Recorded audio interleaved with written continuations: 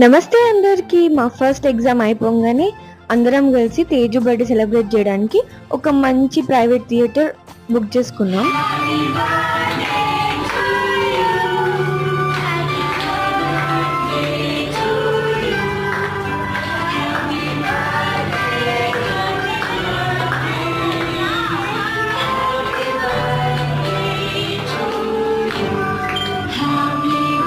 ఈ private theatre గురించి సపరేట్గా వీడియో వస్తుంది, చూసేయండి. దానికి సంబంధించిన డీటెయిల్స్, ప్లేస్ ఎక్కడ, మొత్తం ఆ వీడియోలో ఉంటుంది అనమాట.